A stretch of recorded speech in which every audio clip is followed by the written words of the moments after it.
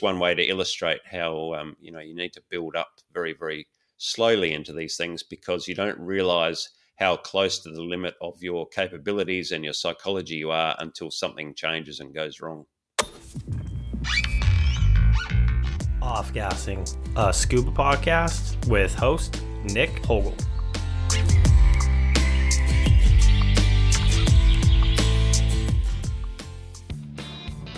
Regardless of the depth, whether 5 meters or 50 meters, there's always a level of risk when it comes to scuba diving. The question is, how, as individuals, are we assessing and evaluating these situations? What steps can we take to improve and mitigate? In the aftermath of an incident, how do we create a community where individuals feel empowered to speak about the experience? Why have we created an environment where someone is reluctant, scared, or ashamed to speak about an accident? In this roundtable discussion about risk management and accident analysis, I speak with Grant Tobin, Dr. Neal Pollock, Charlie Roberson, and Gareth Lock. Special guest appearance by Dr. Richard Harris. Please enjoy.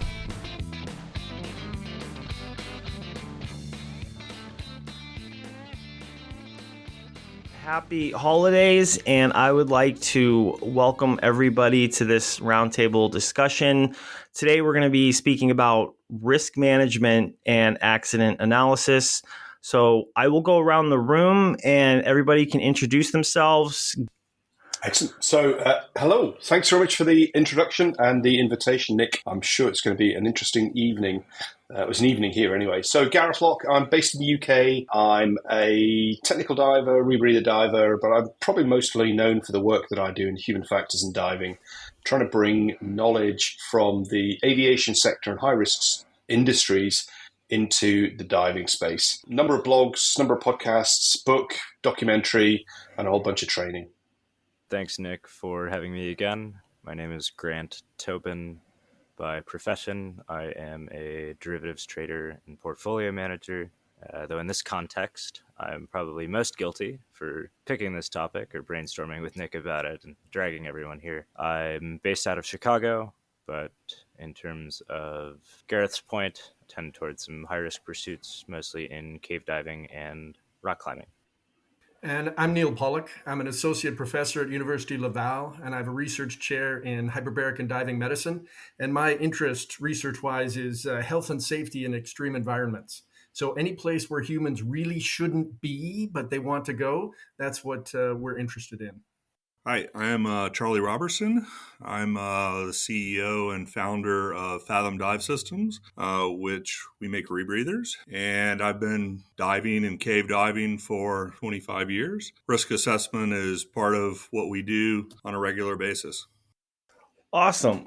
So I wanted to bring this group together to speak about, obviously, risk assessment and risk management, and accident analysis. I think it's a subject, I guess I'd like to hear everybody's thoughts on it, a subject that is probably not spoken about enough, a subject that needs to be spoken about more, and how, I guess, the industry looks at it, or how we think the industry looks at it, and just kind of open up a conversation and speak about this topic. So we'll start with the definition of risk management and move on from there, figure out what we can do to better it.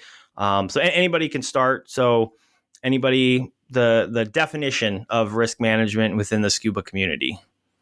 Risk, I think, from my perspective, is such a personal thing. Your bit about derivatives, Grant, your idea of risk in the professional space will be very different in the cave diving space and in the rock climbing space. And what's considered acceptable or not is very much at a personal level. So I think trying to define what risk is across the diving space is incredibly difficult. And not just at the individual level, but in the instructor level, the dive center level, the training agency level, what risk means to each one of those stakeholders, those parties, is very different. Yeah, I don't disagree. I think we're mostly talking about some type of personal or physical risk, though. I think we could go down a lot of pathways. Of course, an instructor has to mitigate their risk, which would be the risk of being sued or losing money, but I'm sensing that the topic is not really about that the topic is more about the risk of personal injury or risk to life and limb. Part of the reason Nick had originally reached out was my critical involvement in a discussion in an online forum regarding difference in, let's say, an individual's perception of risk versus whether a larger crowdsourced data set or someone with more intimate knowledge would point out.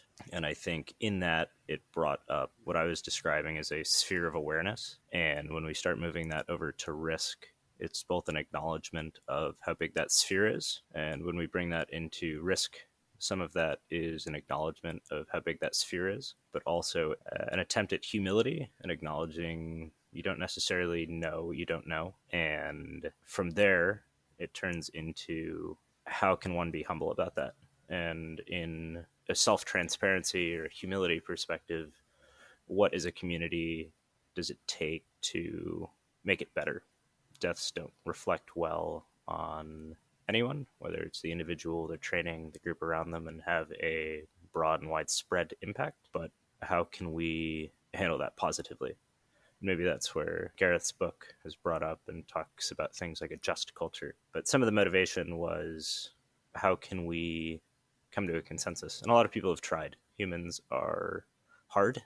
Math is easy. And every time you put a human into a decision-making spot, you don't necessarily know or can be fully aware of all factors going into that, especially from an external perspective. Yeah, I totally agree with that. And I think the bit about trying to increase individuals' knowledge of risk is the need to understand the emotional, motivational drivers that take people where they are. What they believe can be the failures and the probabilities. We are rubbish at working out what probabilities are. So trying to do this on a numerical scale is hugely flawed. And so I think it's the emotions we don't trigger so much because I'm going to say the industry doesn't want to talk about the negative side of diving, the fatalities and the consequences of those. As an example of perception of risk, I had a marketing coach who did discover scuba dive on the back of a cruise liner, and then they went diving on a big wall reef in the Caribbean. And they'd advertised it as going to visit a shark nursery. And there are a whole bunch of people said, not going there because the sharks are dangerous. And her perception was, well, they're not going to put me in a dangerous situation where I'm going to get eaten by sharks, so therefore it must be safe. Now, what she hadn't realized is they were taken down to about 25, 30 meters, 100 feet or so, on a wall that went down 500 feet below. And that was her first dive in the open water, and she was completely oblivious to the risk that she faced because she believed that she was in safe hands with an instructor. She was off her face, narked. But, when she recounted the story, she was, and her sort of cohort were more worried about the shark risk, the dread risk that's there, versus actually if they'd lost buoyancy control or control their buoyancy, they would have sunk to a depth that wouldn't have been recoverable. So it's such a complex thing that it can't be told by numbers. It's got to be told by stories. And those stories have to make sense to us as what we get out of it and what we have the potential to lose. When we think of a risk, the emotional side is one thing. There are people who make bad decisions for emotional reasons. They either think they're bulletproof or they want to achieve something. But I think the fundamental hazard is a lack of knowledge. And this goes back to Gareth's comment. He talked about someone who didn't think the instructors would put them in a situation of risk. We think the same thing about manufacturers. People think that if a manufacturer sells something, it must be safe. And that is not necessarily the case for the application it's being used for. So I think that we have a problem in risk management that a lot of people do not understand the underlying risks. They see a superficial situation, but they don't understand the breadth of the potential risk factors. Yeah, I agree that in technical diving, I mean, as we know, it's a very equipment intensive sport. I'm an equipment manufacturer myself, and I've always been drawn towards the equipment side. And there's always this tendency to evaluate risk of equipment failure. And I can tell you from doing accident analysis for a while that, and I suspect Gareth will back me up on this, that it's usually not the equipment. It's usually the human factor. And we are very bad at evaluating our own abilities and our own, I don't know if it's a risk assessment or just an evaluation of our own ability to deal with difficult situations. I have this thing that I like to talk about, and, we all talk about, you go cave diving, you dive your gas to thirds, you dive a DPV, you dive your light or your DPV to thirds. And so you always leave extra room there, some redundancy, if you will. But what we really don't focus enough on is that mental capacity. And I think we need to start thinking about it in the same way. We need to start leaving a lot of extra mental capacity, whether you want to call it bandwidth or whatever you want to call it, because when things go bad, you are going to need that extra capacity, that mental capacity to deal with things. We always talk about introducing one new thing at a time. So frequently these days, I see people doing a CCR DPV video dive, and they're new to all of them. I mean, we all know video dives are always a nightmare. Video dives take a lot of mental capacity. Of course, CCR diving does. All these things, all this technology requires you to monitor it and think. And then when something goes bad, something happens, let's say you missed a tee or there was a blind jump, whatever, you have a buoyancy issue in open water. Now you're so close to your limit, you just can't deal with it, and you don't have the capacity to deal with it. And that's really what we seem to see in these accidents, these compounding effects that ultimately put the person over the edge of their mental capacity, and they deal with it either improperly or not at all. Perhaps that brings some of the, I'd call it study of neurology, but do humans, or us as fallible divers or people interacting with the industry, have the capacity or have the ability to grow that mental capacity? I think studies have largely shown that humans are exceptionally poor at things like multitasking, and perhaps that's where primacy, or the first time learning something and ensuring it's perfect and it's not practiced until it's done right, to use a phrase, it's practiced until it can't be done wrong. I've generally expressed multitasking as you don't really get better at it, but some of those tasks become autonomous or become muscle memory. We could talk about the overlap of, let's say, anatomy and the brain and learning those things, but how should the industry approach that? Can we teach that or the compounding skills in a way that makes us all safer or makes us happier to talk about this? There have been good points. I think the important thing, I was actually saying that I think that Charlie's point on learning, implementing one new thing at a time is a critical rule, because the problem with enabling technology is it allows us to get comfortable and go far beyond.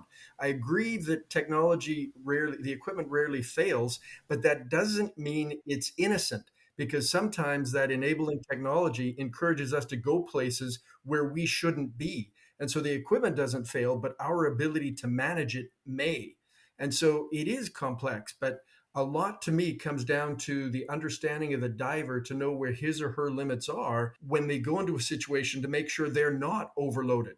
Because yes, we have a problem with limited capacity to multitask, but we can also manage things if we do it in a stepwise approach. If we learn and practice and gain competence slowly, rather than wanting to go to the Britannic tomorrow when we became an open water diver yesterday. And I think this picks up to Grant's piece about, can we learn this?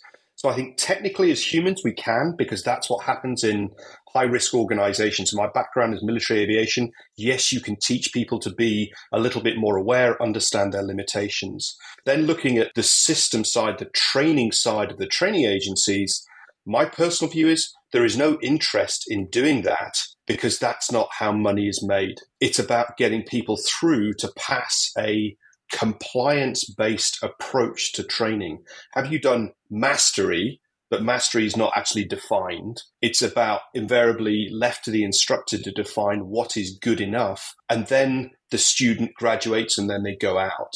The diving industry doesn't, I think, in the main have a culture of learning, continual professional development, where we can hold each other accountable for reining people back, because there are two very different systems. There's a training system and there's a fun system. And those two systems don't necessarily join together. And when I've spoken to members of the training agencies, they said it's not our responsibility to determine what happens outside the training system. Our responsibility is inside the training system, and what goes on out is their problem. And I've said, well, actually, your culture inside the training system influences what happens outside. And if it's a tick box exercise going through training, that will then flow through to the real world fun diving that happens. Yeah, I mean, that's the sad reality is, this is not a large organization or that has some top-down structure. Instead, it's a money-making organization, or it's organized around making money, or at least the training is generally. There are still, I guess, some club-type systems out there. But they had their own problems too. And I got to say that nobody wants to really go back to that. I mean, we saw that with sometimes the Brits. They would keep people in their place because they hadn't earned the right to do certain dives. And that's really not an answer either. So it's unfortunate. I don't know what the answer is, because you're right. They're all the training agencies are driven by profit. I think it is important to note, though, that there are also still some very good instructors out there who do teach to competency, who turn out very thoughtful students. So we have to be careful not to suggest that the whole system fails. I think we have to reinforce the good practice of those people who really do focus on training to competency and thoughtful management, because we have got good people, but yes, we've also got a problematic minimum standard. But even those people will tell you that they have a hard time competing economically when it's a race for the bottom, where their competition is discounting or shortcutting. Yeah, a lot of people continue to teach quality classes. I agree, but there's no real incentive for them to do that other than their own desire to create a good product. But we also have the opportunity for post-certification training. I know I shifted to this. I no longer certify divers. I'm much more interested in teaching people after the fact so they can improve their skill and knowledge when they're already independent. And I think that this is not a losing proposition. We have got the ability to reach people. The most important thing is to show people when they have knowledge gaps, to let people understand that they need more of that ongoing training. Which is quite difficult if you don't have a self-awareness or a self-reflective approach. That if you just look at the positive outcome and go, hey, awesome dive, and you don't see the train wreck behind you, and you don't go looking backwards, and you just measure the positive outcome, saying that was a good dive. Everybody, we got out, we scraped through on the gas, that's fine. We had some zero viz issues, but we got out of those. But they don't look at that. And I think that's one of the things to really grow then is, how do you develop a sense of self-awareness?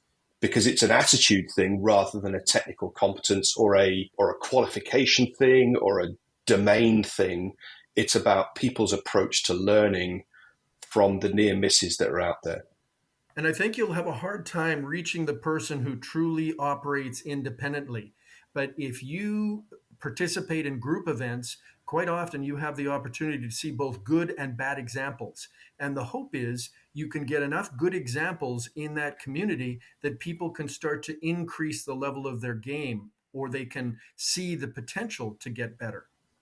In the conversation of being around groups, or talking about these things in a realistic manner, I've found, and this is certainly anecdotal, it was instilled in me fairly early on that every dive, good or bad, comes with a debrief. Talk about even climbing. Successful day is the day where you all make it back to your home or family or whatever else and everything's closed. In diving, a lot of people talk about the drive to or from being riskier, but it almost downplays the open to closure nature of a dive. And I think trying to force, and it's hard at first and gets easier, hey, we're on the surface, or hey, we're having lunch or a beverage afterward. This is what went wrong. This is what went right. I'd love to say all people in technical diving maybe have an easier time with this because you have sucked at some point. And I don't think people need to be coddled. I don't think you necessarily need a compliment sandwich. Hey, this went great. 97% of this sucked. Here's the other 1%. But by starting with your own problems, or hey, these are the things I messed up, I'll talk about those, and then I'm going to talk about everything that I think didn't go well. And starting with a notion of curiosity. If anything was that bad mid-dive, it should be a halting, end stop, we're leaving. If you have 6 hours to get out of the water, maybe it's different because you do have to handle a lot of things underwater. But for the vast majority of people, a debrief, and by maybe if I get lucky, one listener will end up doing this, but you get out of the water, say, hey, this is where I screwed up. This is what I think I did well. And this is how I think you or the team or whoever else could improve, is a worthwhile pursuit. I'd show absolutely. And it's such a hard thing to do. It's such a hard thing to do. And it's one of the key things that comes out of the training that I deliver is the value of the brief, the execute, the debrief, and then the reflection on, say, what are we going to do? And to build on what you just said there, Grant, is why did it go well? Because it's really easy to say, oh, yeah, the teamwork was good or the communication was good. What was good about those actions, those behaviors, and really focusing on behaviors, not people. And the same thing as what needs to be improved and how will we do that?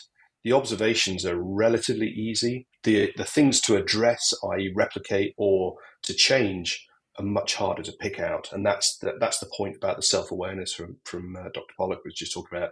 Having that awareness is often missing. Yeah, I think we'll never get high levels of self-awareness in the entire community, but I think we have to take every win as a win. If we start to see improvements in some individuals, you can spread that positive change. And I think we can see it in small groups. You get groups that become dedicated to becoming their best selves and actually hanging on to their best selves. One of the problems of human nature is we tend to focus on our best self and it diverges from our true behavior. And that to me is another self-awareness problem. People fool themselves into thinking they're doing everything right when in fact they've had that migration to less optimal performance. But if we can get people being honest in their self-appraisals and they spread that amongst their communities, I think you can see improvements. I'd like to segue a little bit into accident analysis and how that can be a part of risk management, risk assessment. Obviously, it's sort of the other end of the spectrum where things go wrong, but these are all teachable moments, I think. You know, sometimes the person that had the accident doesn't get the benefit of it, but the rest of the community does. And I think, at least for cave diving training was really built around accident analysis. Unfortunately, it went away for a number of years for a variety of reasons. And because of the technology and the shift in the technology, cave diving has changed significantly, which is, you know, one of our reasons for sort of bringing this accident analysis back. Let's evaluate what's actually happening versus just what we think is happening. You know, I know Gareth thinks there's some value there. I also know that he believes strongly in near miss analysis, and I think there's value to both. Clearly, when somebody dies, it has an emotional impact, and people take notice probably a little better than a near miss. But the value of a near miss is all the players are still there, and you can actually figure out what happened usually better than you can where there's a fatality. So I think both are really useful and important. I don't know, Gareth, what are your thoughts? How do we incorporate it better into the whole risk management topic? So I think the focus, as you'd explained, the benefit of the near miss is you can get somebody to talk if there is a social or cultural environment that allows that to happen. And that means we've got to suspend the ego that's involved. And that's really hard in an ego-driven sport, I'm going to say, especially in the cave diving community. The downside of the fatalities is, yes, they draw the attention because they're under a spotlight, you can't hide them.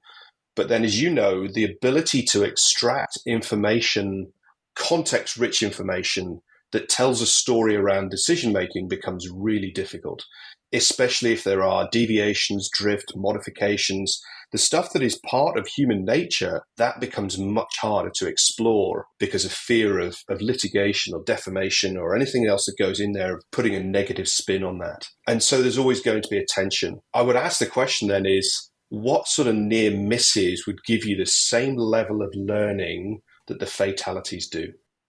I don't think that's the right question. I think that any near miss can be educational. The important thing is to discuss it and actually learn from it. So you don't know what bit of information might end up saving a life or producing a better outcome. So I think every event that is suboptimal should be considered individually, in teams, and then you try to learn from that. I don't think it's a comparison, though, between near miss and fatalities, because we occasionally have fatalities where we do have a good story, especially now with rebreathers when you have a lot of data logging.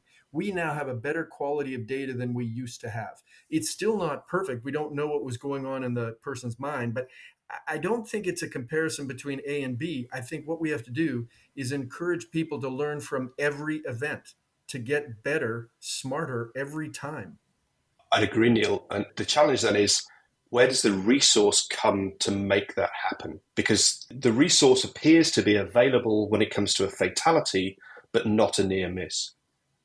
Well, I think the biggest resource is the local community, that people learn as they go. And I think that you can't rely on a central repository. You have to learn locally from everything that happens. And Grant, we've been stepping on you, so it's your turn. Fortunate just to be in the room. So you mentioned the local repository, and I guess the question is, do we as divers have a duty to report those? I'll make a comparison. The American Alpine Institute publishes once a year a collection of incident reports and deaths and analyses. And if we look at, let's say, cave diving, there have been, say it was the old Cave Diver Forum, where people had the opportunity to write about things anonymously. Some people made them anonymous. Some people did not. In that sense, and maybe diving is a significantly smaller population than, say, climbing, I don't know that there is a forum. Andrew Ainsley, may he rest, was one of the people that was exceptional about writing about those. I've been fortunate to mentor some others. He talks about an incident in one of his blog posts that maybe was a forum post. How much is enough? What is the necessary amount of gas? And the humility he displayed in talking about it was vital. And perhaps there's some hypocrisy. I'm sure I could name 5 or 6 incidents off the top of my head that maybe somebody could learn for. So it goes back, do we as divers have a duty to try and talk about it, or are we hypocrites in not doing so? Well, I think that you have a duty to talk about every event. And the question, though, is where. There are repositories, if you want, like DAN or Project Sticky Beak, if you want to go to the Australian, New Zealand side, or BZAC. But I'm actually less interested in those because quite often those become a mode of calculating statistics. And people try to compute risks when they're only getting a small fraction of the reports. I think you can get high educational content or quality from any individual report that is well discussed. And I think the trick is to be open, to be honest, and to not try to hide. We do have a problem with people who are trying to protect themselves, either their egos, their reputations, or maybe legally. But if we can get beyond that, we can actually get any number of moments where people get a lesson that can keep them alive. Hi, I would just like to welcome Dr. Richard Harris to the discussion. Yeah, morning or evening, everyone. Yes, I must have got my timing wrong. So sorry. Well, I came at the right time, but the timing was wrong. Let's put it that way. So I don't know what happened. But anyway, glad you've got underway without me. There's a lot of interesting discussion going on, I can hear already. And I'm sort of bursting with comments and questions, but I don't want to interrupt too soon before I kind of know where this is going and what you've already talked about. But thanks for having me. No, Harry, jump in. It's your turn. Well, just, from what I've heard, firstly, talking about, the comment that fatality investigations can teach us a great deal. I have to say, the fatality investigations I've been involved with in Australia when I'm working in hyperbaric medicine or in my role in search and rescue in the cave diving community have been very unsatisfying, even when we've essentially have witnessed accounts or, excellent downloads from either risk computers or amazing capabilities like the AP diving downloads from Martin Parker, where he can really get into the nuts and bolts of what happens, and his interpretations of those downloads are amazing. Still, we're often left with these kind of root cause questions and, why did this happen or how did this start?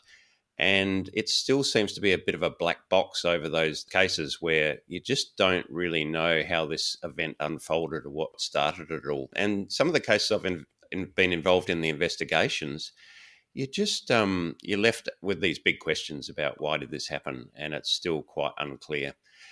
So I'm a huge fan of these incident monitoring programs, and Gareth and myself, started talking about this a long time ago when I had a tentative sort of foray into attempts to start a diving incident management monitoring program with technical diving. Chris Acott in Australia was already had a DIMS kind of set up, the diving incident monitoring program for diving overall, and he had collected a huge amount of data on everything to do with open water diving, basically. And I kind of failed because I didn't have the time and resources to put the proper effort into it. And that's when Gareth kind of came on the scene, and I was very happy to sort of help him with the information I had. And he definitely picked up the ball and ran with it from that point. But, from my background in anesthesia, the anaesthetic incident monitoring scheme started a long time before that. And that was influenced by aviation, I believed, initially. And we learnt so much from near misses and small incidents in the operating theatre. Just to give you one practical example, when somebody is accidentally injected with a muscle paralysing drug before they go to sleep, that's a really bad day for everyone. It's particularly unpleasant for the patient, as you can imagine. And so those little incidents led to the change in colour of the syringe containing muscle relaxant drugs. So now they're red syringes, and it's very hard to pick up that red syringe and give it to the patient without looking at them and asking if they're asleep yet, because, it's just very counterintuitive to do that to someone. It's, their worst nightmare and therefore your worst nightmare. So those little practical experiences actually led to major changes in safety and outcomes. And I can definitely agree that from my own practical experience of sharing, years of diving and near misses with lots of people, that I have learnt from their stories at the very least, and have used those stories to protect myself and my friends in our dive team. So I would love to see incident monitoring be used more. And the problem, the obvious criticism, and you've probably already said this, is that it's not kind of evidence-based. It is all anecdotal. But the power of the anecdote is that people say, well, if that can happen to him, then surely that can happen to me, especially if it comes from someone respected and well known in the diving community. I was just going to ask Harry what the motivator was for anesthesiologists to use that system. I know the guys in Australia who started it because they were in our department. It was a Professor Bill Runtsman and another guy called Bob Webb, who's still around in working in safety and risk management. I can't remember what their original motivation was, but I presume it started from conversations like this, where we're seeing all these repeated incidents that are due to. Sorry, not the motivation to create the system. Clearly, I can see the benefit of that. What's the motivation for the individual to report himself or herself, I would imagine, at somewhat of a risk to their personal career, if you would? Gotcha. Well, it became part of the culture of, firstly, the department where it started, and then through the college and the fraternity, it became part of the culture. and it was anonymous if you preferred to be anonymous. And there was like a letterbox in the department, and you would fill out the form and drop it in the letterbox. And if you wanted to put your name to it and then discuss it, that was fine. If you didn't want to, that was equally fine. And there were a lot of resources behind it. They were collecting and analysing and collating and presenting the data back to the community, obviously through a well-established college of anaesthesia who had regular bulletins or safety bulletins or journals to present this work. And because they are scientists, they were very careful to present it in a clear manner that could be beneficial to the community, with the ultimate goal of protecting the patients. And for anaesthetists, of course, that also meant protecting us, because the last thing you want to do is to live with the thought that you've injured a patient unnecessarily. I know Dan has at least the start of a system. I think there is a system in place. Am I right, Neal? But it just doesn't get harnessed, I guess. Oh yeah, Dan has been collecting data since 1986 on this, and that's the fatalities, but also there has been the near miss. An online reporting system was started about 15 years ago. It's a bit hit and miss because the problem is you don't always get the most teachable reports coming in. And that's why I think we have to learn from all examples, because if we just rely on what gets submitted to repositories, you end up with a skewed perspective. And so I think we have to do a better job at a community level of sharing our stories. And that goes back to the piece I started right at the agency side. If divers aren't taught how to tell a story, how do they know what to tell the story about and how to tell that story? Because by the time you get out into the community, if that isn't embedded, and that's where the colleges from the healthcare system is actually developing that knowledge inside the professional development of those healthcare professionals. So they know what an incident is. They know what is reportable, what's a valued learning, and then what the process is for doing that. And we've got huge gaps in the diving industry with regard to that. Maybe it's the anonymity that, and I don't know if maybe that was the wrong way to start, that is impacting it from a diving perspective. Because if we think about other high-risk endeavors, private aviation, mountaineering, and other climbing, some of those are anonymous, and then they're all connected and put and published yearly. And while I'd like to think that I'm relatively in the know, I can't say that I've read or seen a lot of Dan's reports. So maybe that goes back to Gareth's point. You can report anonymously to the Dan system. That is not a problem. I think the best example that people hold up is the aviation safety reporting system, but that has a different stick. If you have if you're a licensed pilot and you report a violation or an incident, an accident, whatever it may be, as long as there's not criminal intent, your license is protected. Whereas if you don't report that and somebody reports on you, your license could be pulled. And so that's a huge stick that makes reporting good in the aviation industry. We will never have that in the diving industry. So we have to rely on people who maybe have that light bulb moment and they say, wow, I learned from this, or I had a close call. I want to try to help the community. It's never going to be the largest portion of the population that answers the call. But if we get enough people who talk about these things, you do see progression. But we're never going to have the stick of the aviation community. I'm just thinking about, cave diving training as an example, and I'm sure it's common throughout all different training agencies. So there's early and robust discussions about cave diving fatalities and how the kind of primary rules of cave diving came into place through those accidents. And maybe that kind of discussion should be disseminated throughout more generally through diving training, particularly technical diving training, where not only accidents are reviewed to learn from, but incidents are reviewed. And maybe the philosophy of reporting incidents could be introduced into all diving training, including, from the open water stage. I don't think many people would endorse discussing fatalities in open water training, but you could certainly sow the seed of the idea of, if you have a mishap and you think that something could be learnt from it, or even if you don't think, maybe we could introduce that kind of Dan reporting at that very early stage in open water training. That would be something achievable. And I would say that the good instructors do that already. Dan offers 6 months of free insurance for all training students. And that is so they get on board and start to think about that diving safety side. So that exists. And the good instructors, in my opinion, the definition of good, are people who are going to be aware of errors and screw ups and ways to mitigate and ways to be responsible about them. So I think we have that.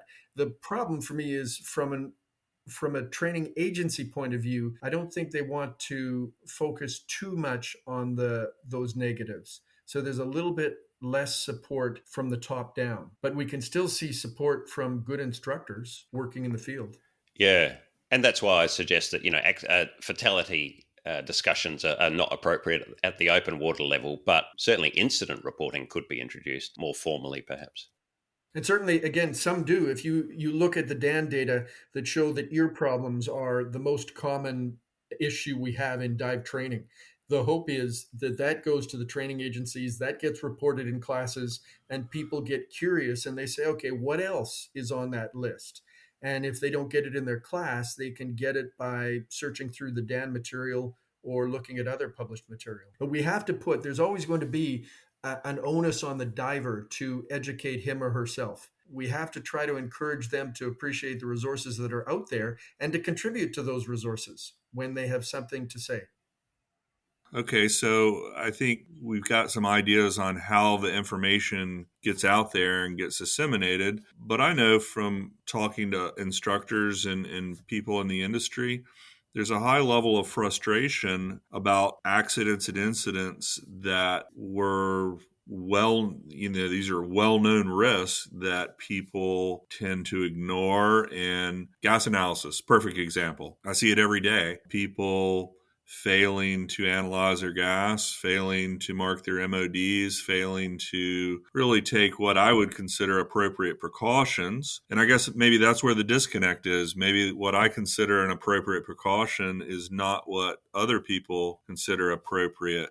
Clearly not, because they're not doing it. I don't think anybody starts out the day thinking, I'm going to die today or I might die today. So I'm thinking assuming that they think they're somehow protected or that this doesn't apply to them. Why does that happen? And how do we break through to those people? And now we have the problem again of enabling technology. When you look at what the devices allow you to do so easily, we get people who slack off on their planning, or they think, gee, team bailout is perfect, so I'll just rely on that.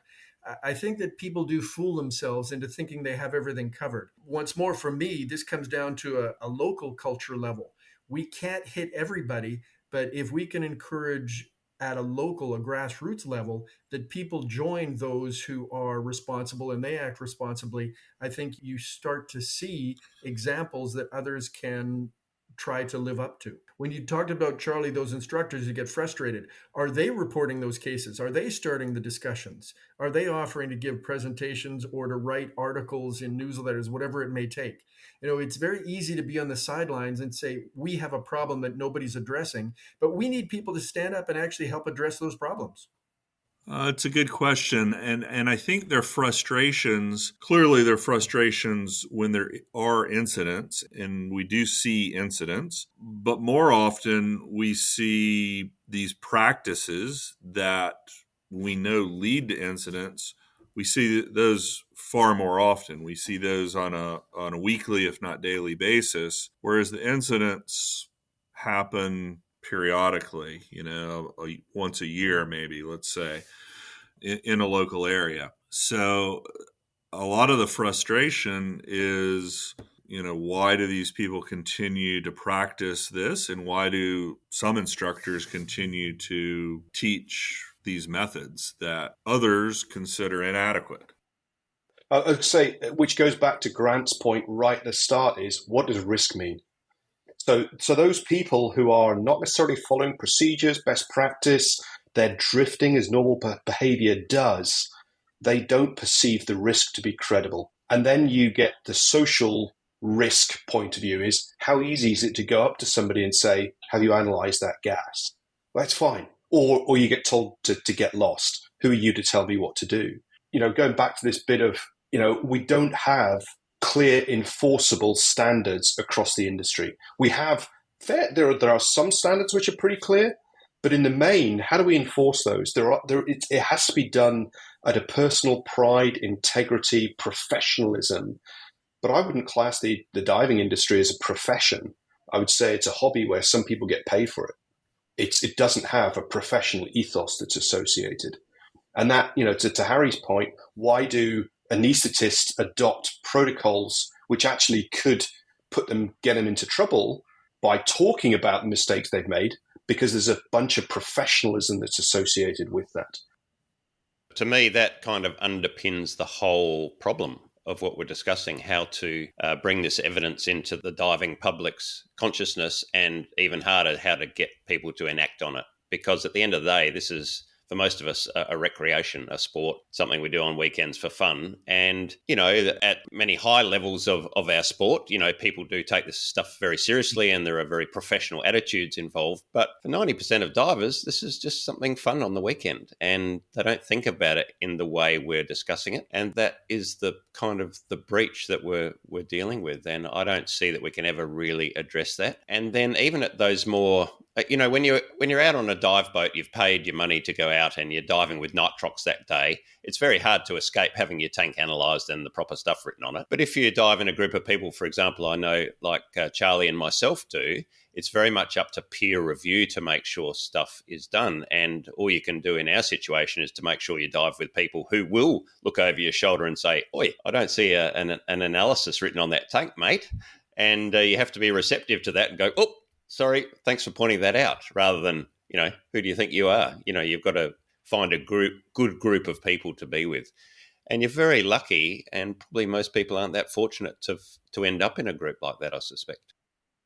And the learning comes from not, I didn't analyze it. It is, how did that analysis not happen? That's where the learning point is. I think that goes back to something that Neal said earlier, talking about the post-training culture and what happens after training. I was a lucky cave diver and got in with a good group, and so was mentored. But I don't see that mentoring as much as we used to. It's unfortunate. I don't think there's a lot of value in diving with the guy that you probably went through training with. You're not going to progress very quickly, and because you're both at the same level. There's also not a lot of value of diving much beyond your abilities. So you need somebody that has the experience, is willing to dive at your level or at maybe just above your level. And that's where you get better and progression happens, I think, in any sport. And now we're back to the individual responsibility to try to create that opportunity for themselves. It really, I think as leaders, the most important thing you can do is try to put information across all levels of the community so people at any level have a chance to come across something and learn from it and create their own opportunities. Because I refuse to throw everybody under the bus. I think there are some great people out there who train and mentor and try to promote good practice. The trick is, how do we help those people do that good work? And I think a lot of it is writing, offering presentations, engaging in the community, doing whatever you can. And no, you're not going to reach everybody, but it's the rock in a pool. Hopefully those ripples do reach out. What's the next question, Nick? Because we've solved that. We've sorted that out now. I really do think that there's a lot of good points being made, and it's kind of tough to, I don't think this is something that we're going to figure out. We're not going to find that pivotal moment here. Hopefully, there's always the hope, but we've talked about things that could be improved upon from an agency standpoint and an individual standpoint, but I guess what can we do more to implement it? I guess it's just kind of getting with a better team or, self-awareness. So it's just kind of hard to navigate where to go from here. I'm not suggesting we rest on our laurels, but maybe Gareth and Neal would agree that, compared to 20, 30 years ago, we have come a long way in terms of dissemination of information and education and the ability to discuss incidents and accidents more openly. And part of that is due to the internet, of course. We've now got the tools to facilitate that. And there was a sort of a period maybe when it was starting on dive forums where it was very antagonistic, and everyone was looking to blame, and the moment someone died it was like, I have to know and it's my right to know what the details are. Now I think we've passed that point and we're more open to learning and being a little more respectful in our discussions, I would hope. But the loss of those forums in some way has diminished our ability to have those robust conversations, however unpleasant or awkward they sometimes were. So maybe there's a way of going back to those. We need to generate the next way of using that technology to have some more discussions again, because I do miss some of that information that we used to be able to throw around. One of the things that I think we could do to try to encourage a focus on that is to stop suggesting that diving is a non-professional activity. We should be promoting the fact that instructors are and should be professionals and acting as professional leaders in the community, and they should be encouraging these discussions. I think, yes, a lot of divers just dive on the weekend, but a lot of diving instructors are reasonably serious, hopefully, about what they do, and they should and could be encouraged to participate more in a leadership role. Harry, I think the language has certainly changed, as I've observed over the last sort of 15 years, where people are starting to become more curious. The downside of that is litigation has gone up and the number of lawyers have gone up. And so the fear has gone up as well. So the number of people, so part of the studies that I'm due to complete and publish in the start of January is looking at what are the barriers to storytelling in diving, context-rich storytelling, and the fear of a number of things, including litigation, peer pressure, being judged, that has gone up markedly. And the agency pressure of teachings don't say anything other than the facts and only say those if you have to. And so actually, again, the way that this is passed down educationally then flows out into the culture. And I get why it's done, just because of the fear of litigation. And even if you're innocent, it's going to cost you money if somebody decides to try and sue you. Gareth, is that a just fear? Has litigation gone up? Have you been able to track that at all in the diving industry? So I haven't, in terms of cases that have been settled. Now, I did interview 2 lawyers as part of my studies, one US and one UK based, and they recognized it as a credible fear. The instructors that I interviewed recognized it as a fear. Now, whether or not it's real or not, the perception is that it's real. And that's what, unfortunately, I think counts rather than actually credibility. I definitely agree that the perception is there. I'm friends with a number of instructors, and that is always their concern. I question whether it's real or whether it's just being propagated by, who knows, maybe just fear-mongering. I don't know. Charlie, I think you're right. There are some high-profile cases, like the $9 million suit against a medical monitor and an instructor. There are a few high-profile cases that have reached serious endpoints, but the majority don't. In many cases, if people are not acting, again, without criminal intent, if they're doing the best they can, an accident happens, I think the true risk in most cases is fairly modest. One of the examples of being inside an organization, of looking at quality management, and I worked really hard to get feedback from the instructors, provide instructors following quality control forms that would come in. And one of the instructors, it was their first class they'd ever taught, and I just said, tell me what happened, because the students provided some feedback. And their immediate response was a very formulaic process. And it was said, right, I can tell you all of this stuff that happened. It's like, I don't care about that. I want to know what the practical applications happened on the class. And their response was, normally when the QC department contacts us as instructors, it's because litigation is about to happen and we have to be spot on with our paperwork. And I'm like, I don't care about that side. I want to improve as instructors, as an organization. And that, I think, is really instilled into the instructor cadre of being very protective over anything that happens in a class. And then that cascades out into the diving industry. Well, I think that's actually taught perhaps not at the technical or cave diving instructor level, but I think the open water instruction really instills that. It's a very cover your ass based system of instruction. And we do all these things, and here's why, because if we don't, we're all going to be sued. I think everybody that's a technical or cave diving instructor was once an open water instructor, so that they bring that with them, particularly in the U.S. Worldwide, it's much less of an issue. We all know the U.S. is much more litigious, but I question whether it really rises to the level of all this concern. Actually, whether it's real or not, it's also a problem when you have well-publicized occasional cases like I think it was, Neal, you'd know, the Malta dive buddy case, where, a well-meaning dive buddy suddenly was in the frame for, I think, potentially criminal implications for them. And, when you hear about a case like that... Fortunately, that was reversed. It was reversed. So, yeah. But when a case like that goes around the world in diving news, then suddenly everyone gets very jumpy, however rare it is. The community did well in that case in finally rising to it, and it did end up being reversed. So I think that's actually a good example where the correction was made so that injustice wasn't sustained. So I think this kind of goes back to what Charlie said, that there's fear about this and bad things can happen, but it also can turn out well.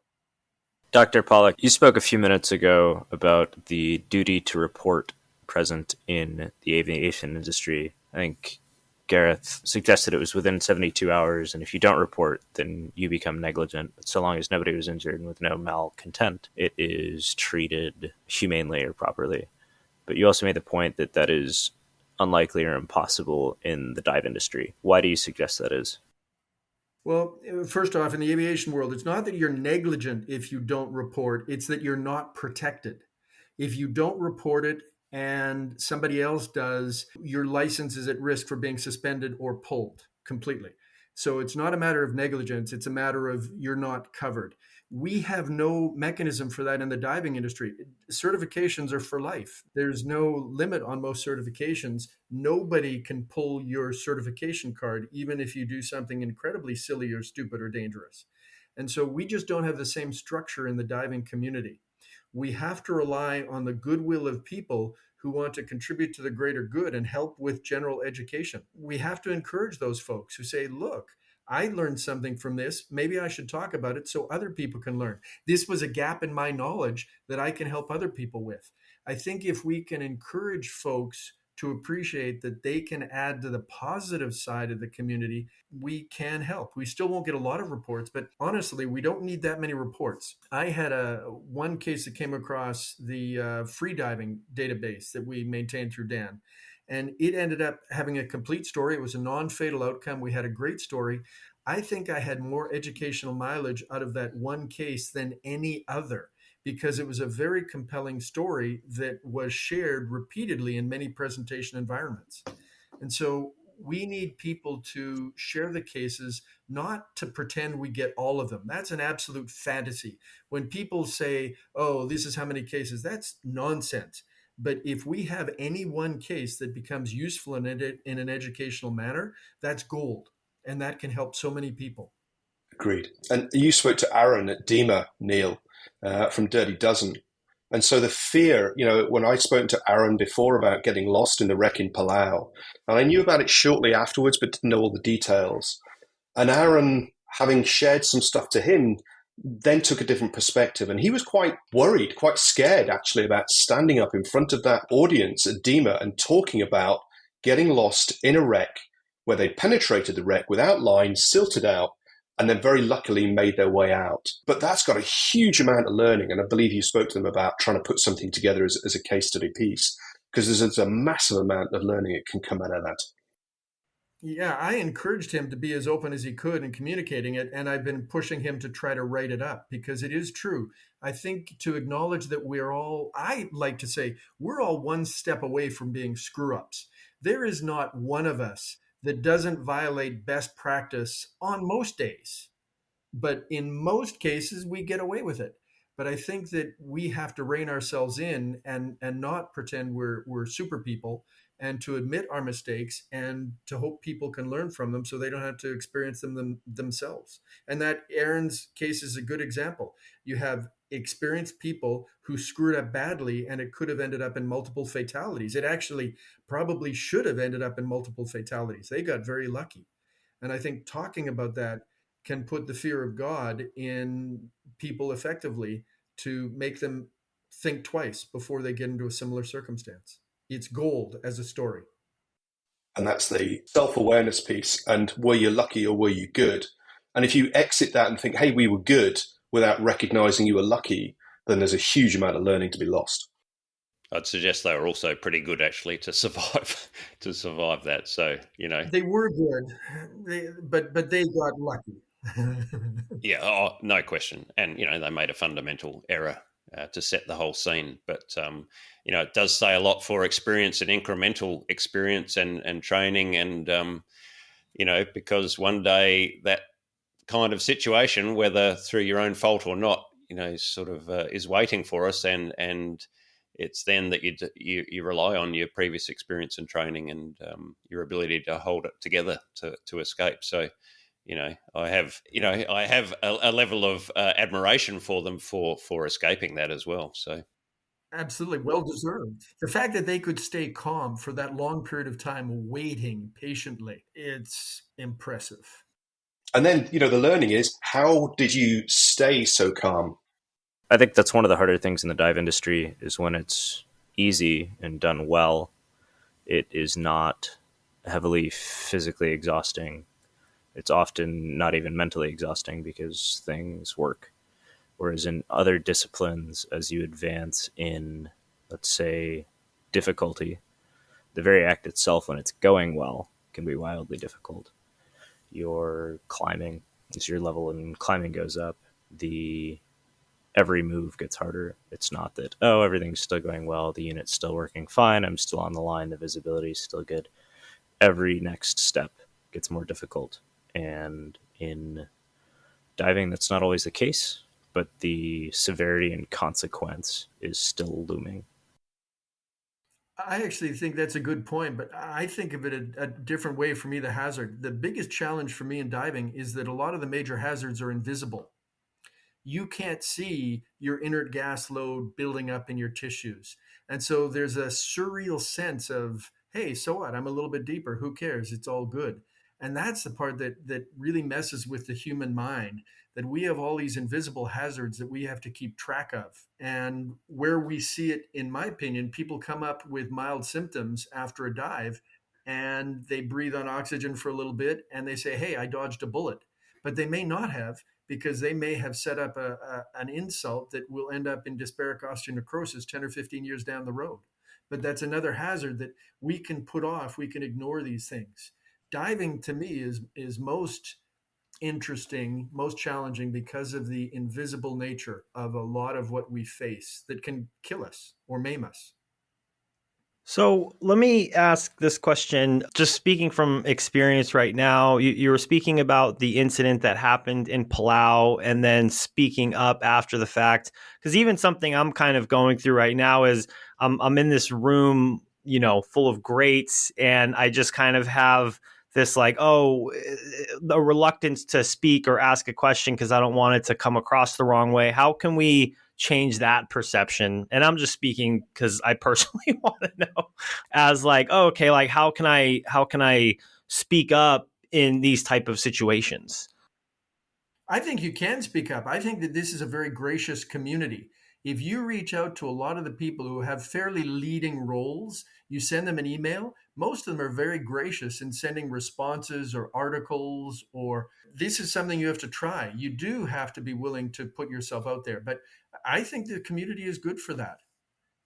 I think also things like Stratus Cass and his Close Calls book are a very good example of getting leading dive professionals or people who are well known perhaps to fall on their sword and tell people about their big screw ups. And, that kind of narrative really encourages, all people to talk more openly about their mistakes. Well, now, Nick, you have me curious. What question did you want to ask? Oh, come on, give us one. Give us one. We can analyze it. No, just, I mean, as we're going, yeah, well, just as we're going through this conversation, I'm like, oh, this might seem like a good question to ask, but then it, that self-doubt is kind of a crippling thing sometimes to get over, especially I think when you're at the lower levels. Just the years of experience that this group has, it's like I'm looking at it like, well, what could I add? And that's kind of this perception that I need to get over. It's, obviously a personal thing, but I definitely feel that I'm not the only one in the world of scuba divers, just because, especially when you start coming up, earlier we were speaking about these big egos. A very big ego will kind of, another person will shy away just because they're like, oh, okay, I don't want to go against that, or I don't want to feel stupid. I'm just trying to think, and obviously this is something I think that comes with time and experience, willing to speak up. But that person that does have an accident in the early stages of their diving career or their hobby, how do you get across that, oh, I don't want to feel stupid? Because I mean, you were even saying a person that has been diving for a very long time, they got stuck in a wreck and they were reluctant to speak about it. So imagine how much harder it is for somebody newer in the industry. Absolutely. It's called psychological safety. And it's done by leaders. It's created by leaders. Neal's talking about the leaders out there talking about this stuff, but the research out there in the safety science domain is you create that environment by leaders being vulnerable in their activities. It's not enough to say speak up. You have to lower this authority gradient where you have leaders and followers. You can only step up a certain amount. You can only speak up a certain amount. And that's what the aviation cockpit crew resource management was all about. Getting first officers, flight engineers to try and speak up. It didn't happen. The captains had to come down and make themselves approachable, so then you can speak up and go from there. So yes, you can get very confident people who don't feel that they've got anything to lose. They can speak up, but actually it's for the leaders in the industry to talk about their own issues and be vulnerable. That's how you break that barrier down. Well, and I think we need to teach newer divers to expect failures and to be prepared for failures. Some of the best advice that I ever had was things are going, for when cave diving, was things are going to happen, and let's hope you're near the door and not very deep when they do. And that's true. Things are going to happen. So it's better that they happen close to the door or, in a shallow cave than the other way around. And I think if we teach people to expect there to be failures, well, whether they're personal or within the team, it will temper their desire to go to the bottom of the ocean or the back of the cave, or at least for a while, maybe. I think that's a great point, Charlie, that we do need to make sure everybody understands that we all screw up. And I think this goes back to what Gareth said, too, of lowering your pedestal. If we make everybody understand that we're human, we all screw up, we're all one step away from being the idiot of the day, I think it's easier to open up the lines of discussion.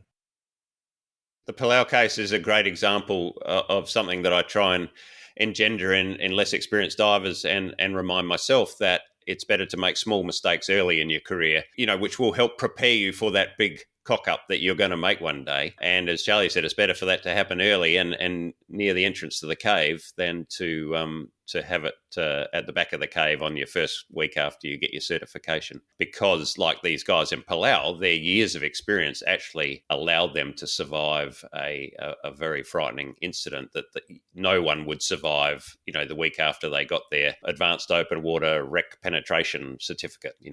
These guys survived despite their cock up, and because of their massive experience and their ability to deal with that. I talk about this a lot when I'm training, let's say it's new traders or portfolio managers, or ultimately it's all risk analysis. But the scariest thing is when somebody has not had a failure, has never had an O-ring blow underwater, has never had a mask strap leak, has, by the very anti-Darwinistic nature or the safety protocols that try to be taught or built.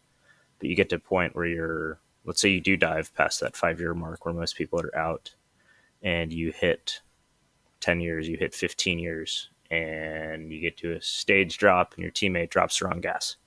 Or even worse, you've never had sword breakthrough, you've never had something go wrong and had to resolve it.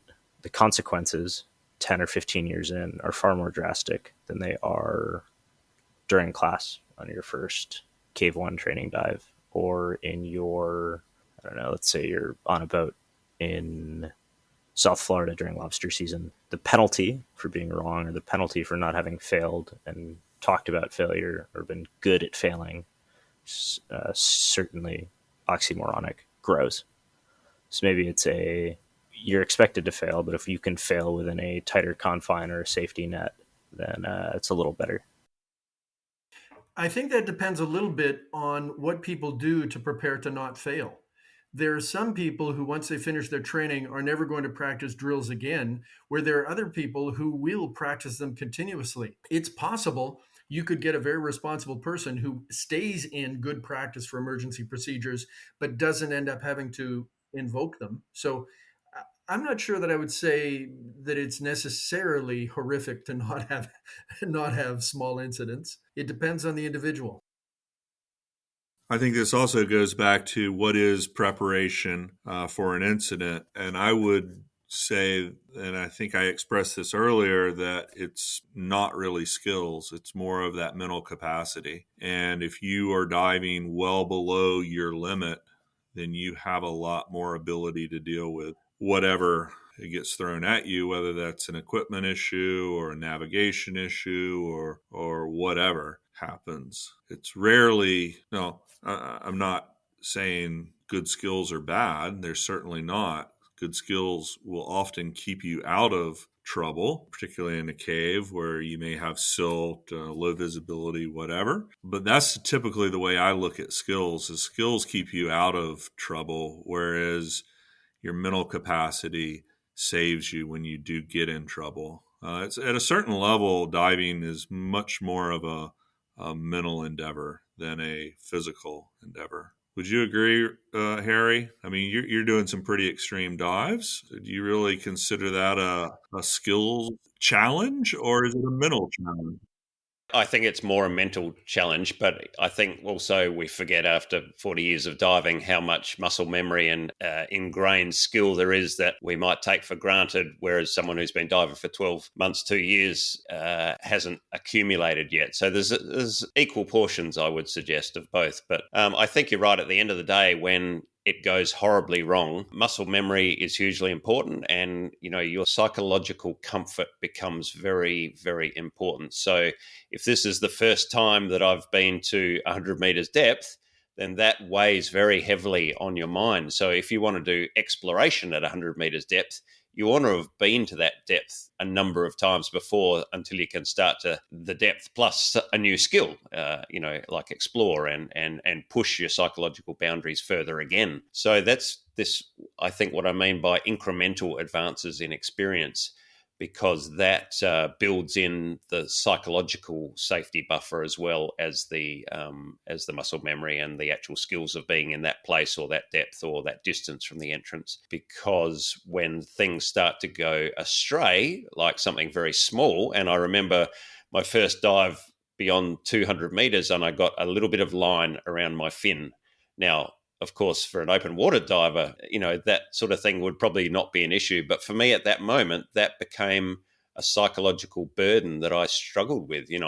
I started to rush to free my leg, knowing how much decompression obligation was accumulating, which means I wasn't really ready to be there. Until you can be comfortable at that depth to sort out minor problems, then you're putting yourself increasingly at risk. So that's just one way to illustrate how, you need to build up very, very slowly into these things, because you don't realize how close to the limit of your capabilities and your psychology you are until something changes and goes wrong. One of my greatest fears for people who follow on, so say something like Harry's dive, you have the people who spend years developing a skill set and they achieve impressive things, and then they teach the next generation how to do it right. And the next generation may not have learned all the background lessons that may ultimately be critical in keeping them out of trouble. And I think of that as a generational loss of knowledge that is a huge problem when you get instructors who say, you're learning from me, I'm a demigod, I'm teaching you the best in the world. And they don't really prepare the students to be novices making their way through the experience field. And that is my single greatest fear about this, recent dive that we've done with the hydrogen. Why every time I talk about it, I try and stress and implore people, please do not try this unless you feel like you've done as much research and preparation as I did, because only then can you make your own risk analysis of what you're about to do. And I know deep down someone else is going to replicate this dive at some point. That will weigh very heavily on me if someone does it and it's clear that they haven't done their due diligence and then they have an accident. But that's life in this kind of, pointy end of diving. The people will always try and replicate what other people are doing. And I guess that is one of the responsibilities you have to understand if you are positioned as someone who's doing something that other people will watch and observe. And Harry, I think you've done a good job with that in trying to focus on the N of one and the trial and error. So I think you've provided a good example there. And I do hope people do stay out of trouble. So I really, really appreciate everybody being patient. I know we had some technology issues, but thank you everybody very, very much. This has been absolutely wonderful, insightful, a lot to think about in this conversation. So once again, I really, really thank everybody for participating and giving their time to be here today. Thanks, Nick. Well, we appreciate you putting these things on. It's another good way to reach the community. Exactly Neal's point. Thank you. Thanks very much. And great to meet people I haven't seen before. So thank you. Thanks, Nick. Thanks, Nick. And nice to see you all.